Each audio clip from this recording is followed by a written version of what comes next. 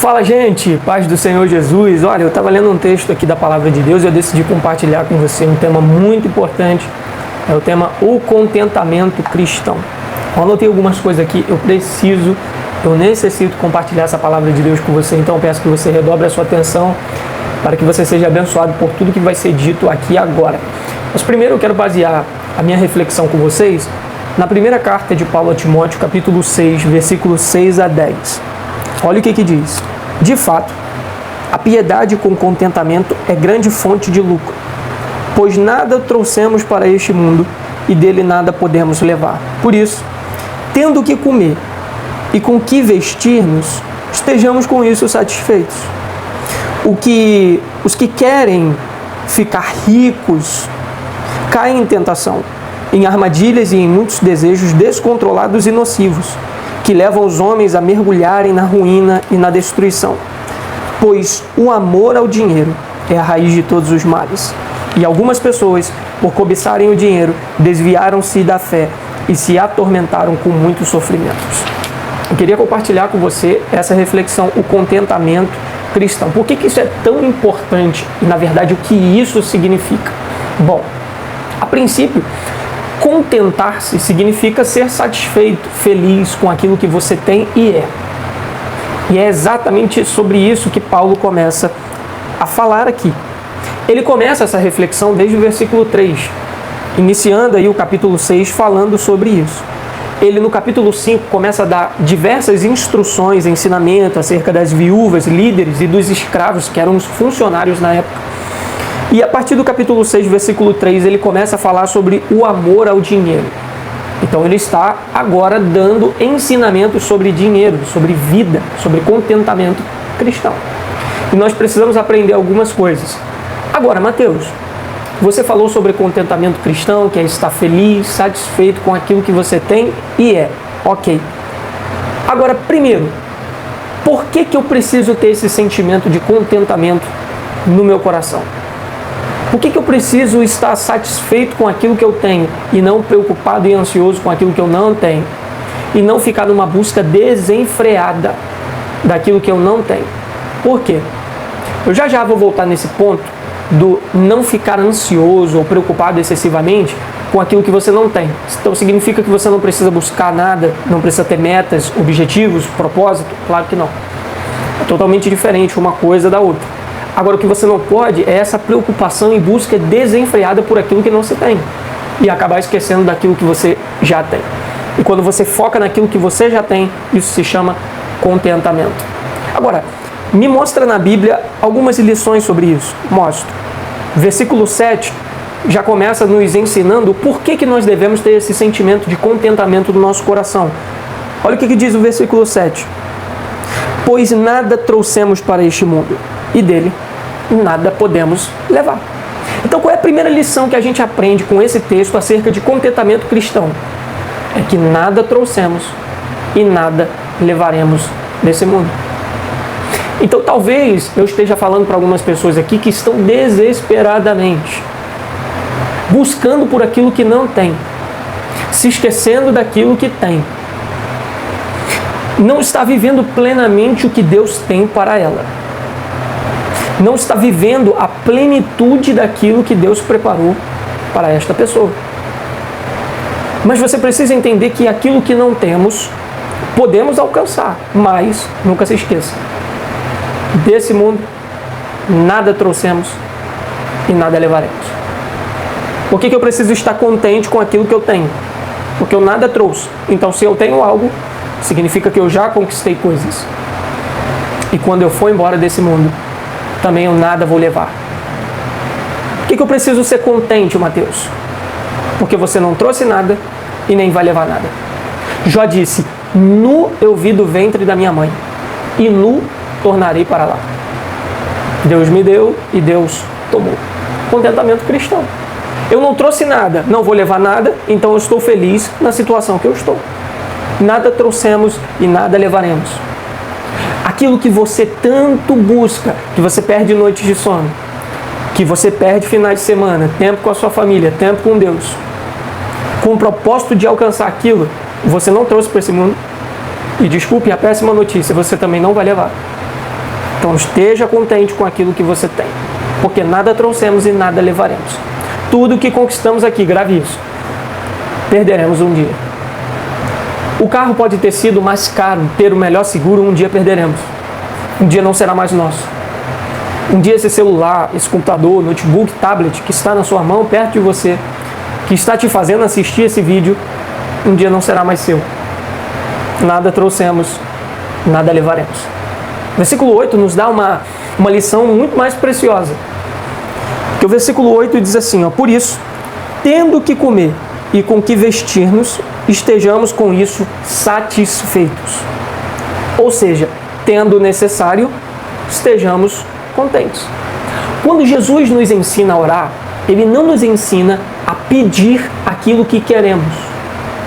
Ele nos ensina a pedir aquilo que nós necessitamos, o necessário. Ele diz, Pai nosso que estás no céu, santificado seja o teu nome, venha o teu reino, seja feita a tua vontade, assim na terra como é no céu. O pão nosso de cada dia dá-nos hoje. Ou seja, o necessário. Jesus disse, quando está ensinando seus discípulos a não viverem de uma forma ansiosa, o que ele ensina? Que o Pai Celestial daria a eles o que eles necessitavam, comida, bebida e vestimento. E Paulo complementa dizendo, no versículo 8, tendo que comer e com que vestir, estejamos com isso satisfeitos. Eu anotei aqui para não perder essa lição de vista. Hoje, nos nossos dias, há uma busca desenfreada pelo que não é necessário. E me parece que algumas pessoas têm uma mentalidade de que se elas não tiverem algumas coisas que não sejam comida, bebida e vestimenta, elas não vivem. Existem algumas pessoas que, se elas não tiverem o que elas tanto querem, parece que a vida para elas. Sendo que Jesus diz que nós devemos pedir o que é necessário. E Paulo diz, se você tem o que é necessário, esteja contente com isso. Talvez você não tenha um carro que você tanto deseja, mas esteja contente porque você tem o que comer, tem o que beber, tem o que vestir. Talvez você não tenha conquistado ou realizado todos os seus sonhos, mas se você tem o que comer, beber e vestir, esteja contente com isso. Nós precisamos voltar a nos alegrarmos com aquilo que realmente é necessário para as nossas vidas.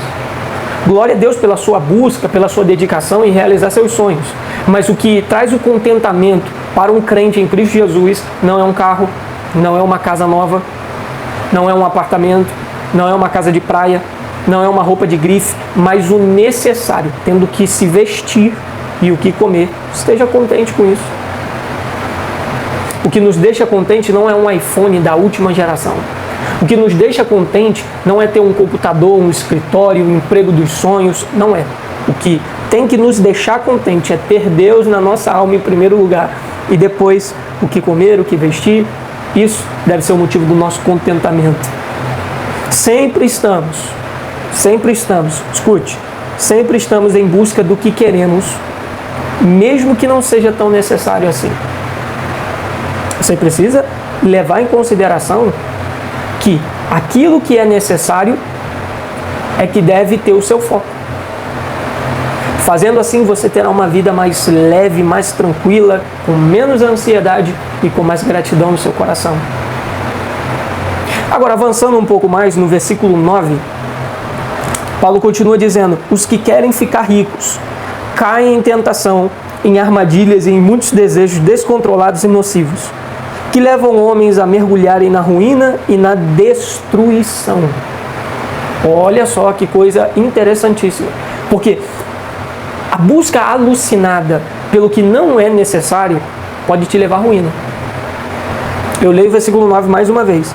Os que querem ficar ricos caem em tentação, em armadilhas e em muitos desejos descontrolados e nocivos, que levam os homens a mergulharem na ruína e na destruição. Quando uma pessoa foca, vai numa busca alucinada pelo que não é necessário, essa busca pode te levar à ruína. Porque quem quer ser rico, ou seja, quem quer ter mais do que o necessário, cai em tentação. em armadilhas e em muitos desejos descontrolados e nocivos que levam, que conduzem, que carregam o homem a mergulhar numa ruína e numa destruição. Não é buscar melhores condições de vida, é buscar desenfreadamente, de forma alucinada, o que não é necessário. Pode te conduzir à ruína. Primeiro te conduz à tentação. A tentação, se cedida, te leva à ruína, te leva ao fracasso, te leva à destruição. Então cuidado. Por isso que o contentamento, na visão de Paulo, é muito importante, porque quando você tem um coração contente com o que tem, mesmo que aquilo que você tenha seja só o necessário, esse contentamento te blinda e te protege o quê? Da futura ruína que está à espera daqueles que não sabem se contentar com o que tem. Ele continua no versículo 10, dizendo, pois o amor ao dinheiro, o amor ao dinheiro é a raiz de todos os males. E algumas pessoas, por cobiçarem o dinheiro, desejarem o dinheiro, desviaram-se da fé e se atormentaram com muitos sofrimentos. A busca pelo que não é necessário pode te fazer amar o dinheiro. E isso é a raiz de todos os males. Então, eu desconstruo aqui uma coisa que muitas pessoas acreditam. O dinheiro não é a raiz de todos os males. O amor ao dinheiro é a raiz de todos os males. É interessante, eu anotei essa frase para que você não esquecesse e desse muita ênfase nela. Quando o amor ao dinheiro nasce, todo tipo de males começa a crescer. Porque a Bíblia é quem diz, o amor ao dinheiro é a raiz, o início de todos os males. O amor ao dinheiro faz pessoas trocarem as suas famílias por bens materiais. O amor ao dinheiro faz pessoas perderem amizades. O amor ao dinheiro faz pessoas abandonarem a Jesus. O amor ao dinheiro faz pessoas abandonarem o seu primeiro amor. Eu acho muito bacana um texto, apesar de ser muito sombrio, mas é bacana pois nos ensina uma verdade preciosíssima. Porque quando Jesus foi falar da parábola do semeador, em Mateus capítulo 13, é muito bacana o como Jesus dá a explicação do que realmente significa cada uma dessas terras que foram semeadas a semente do Evangelho. E aí, quando Jesus começa a dar essa explicação em Mateus capítulo 13, a partir do versículo 18, ele diz, quando alguém ouve a mensagem do reino e não a entende, o maligno vem e arranca o que foi semeado em seu coração. Esse é o caso da semente que caiu à beira do caminho. Agora, versículo 20. Quanto à semente que caiu em terreno pedregoso, esse é o caso daquele que ouve a palavra e logo recebe com alegria. Todavia, visto que não tem raiz em si mesmo, permanece pouco tempo. E quando surge alguma tribulação ou perseguição por causa da palavra, logo abandona. Agora, 22. Quanto à semente que caiu entre os espinhos, esse é o caso daquele que ouve a palavra, mas as preocupações desta vida e o engano das riquezas a sufocam, tornando-a infrutífera. Você percebeu? A falta de contentamento pode arrancar até a semente que foi plantada do Evangelho no seu coração. A raiz de todos os males é o amor ao dinheiro. E a falta de contentamento leva o amor ao dinheiro. E o amor ao dinheiro é a raiz de todos os males. Tome cuidado. No versículo 10, parte C, o desvio da fé de alguns aqui tem como fator principal a falta de contentamento. Porque você percebe que lá no finalzinho, Paulo diz, algumas pessoas, por cobiçarem o dinheiro, desviam-se da fé e atormentam-se com muito sofrimento. O amor ao dinheiro, que vem, como eu bem falei, da falta de contentamento, esse amor excessivo ao dinheiro, por consequência dessa falta de satisfação naquilo que é necessário, pode te levar a se desviar da fé. Tem pessoas que, por causa da falta de contentamento, tem pessoas que, por não serem felizes com o que têm, abandonam o Evangelho. Por isso que é tão importante você ser uma pessoa que ama a simplicidade, ama estar satisfeito com aquilo que você já tem, que Deus já te permitiu ter. Por isso que você precisa se atentar para essas verdades. Agora, eu tenho uma palavra profética aqui de Deus para o coração daqueles que são contentes com o que têm. para aqueles que estão felizes e satisfeitos com aquilo que Deus permitiu você receber. Eu tenho uma palavra profética para o seu coração. Por quê? Porque olha o que Jesus disse em Mateus capítulo 25. Olha o que Jesus disse em Mateus capítulo 25, versículo 23. O Senhor respondeu: muito bem, servo bom e fiel. Você foi fiel no pouco, sabe? Você foi fiel naquilo que você se propôs a fazer no momento que você só tinha o necessário. Você foi fiel a mim sendo satisfeito, sendo feliz com o pouco que você tinha, mas era o suficiente. Você foi fiel no pouco, né? Sobre o muito eu te colocarei. Você foi fiel no pouco, eu te porei sobre o muito. Venha e participe da alegria do seu Senhor. Uma das características de quem é contente com o que tem é o desapego. Essa pessoa desapegada daquilo que não é necessário. Se você está sendo fiel no pouco, saiba que Deus tem algo preparado para você. Quando Deus fez uma pergunta para Salomão: Salomão, o que você quer que eu te faça? Se ele não fosse contente com aquilo que ele tem, ele pediria mais coisas financeiras, físicas, materiais para Deus. Mas ele era contente com o que tinha, ele pede sabedoria. E pelo fato dele ser contente com o que tinha, satisfeito com o que tinha, Deus deu a ele muito mais do que ele precisava. Foi fiel no pouco, sobre muito eu te colocarei. Mas continuando, uma das características de quem é contente com o que tem é o desapego.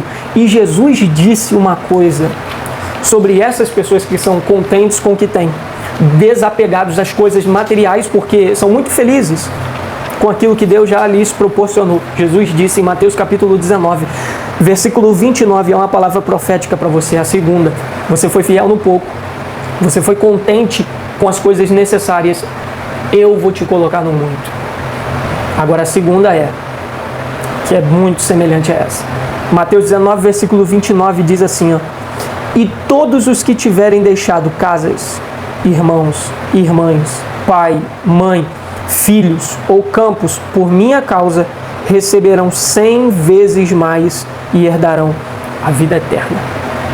O que você quer dizer com isso, Mateus? Se você é contente com aquilo que você tem, se você é satisfeito com aquilo que Deus te proporcionou ter, se prepare. Você não vai precisar pedir, você não vai precisar fazer campanha no monte, você não vai precisar buscar em nenhum lugar, você não vai precisar se esforçar de uma forma alucinada. Não vai ser você que vai correr atrás.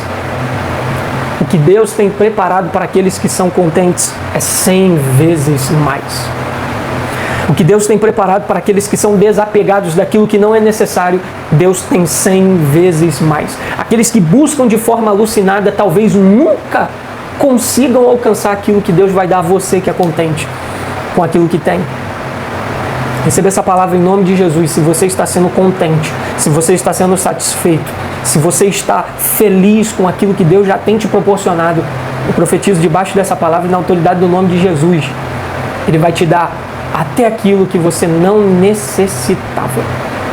Porque Deus ama abençoar aqueles que são desapegados, satisfeitos e contentes com aquilo que já receberam. A gratidão, o contentamento abre portas para você receber muito mais do que aquilo que você já tem. Eu espero que Deus tenha falado com você. Se falou com você, clique no botão de gostei, deixe um comentário, envie para alguém para que outras pessoas sejam abençoadas através dessa palavra. Que Deus te abençoe, que Deus te guarde, seja feliz e contente com aquilo que você já tem. Que Deus te abençoe em nome de Jesus.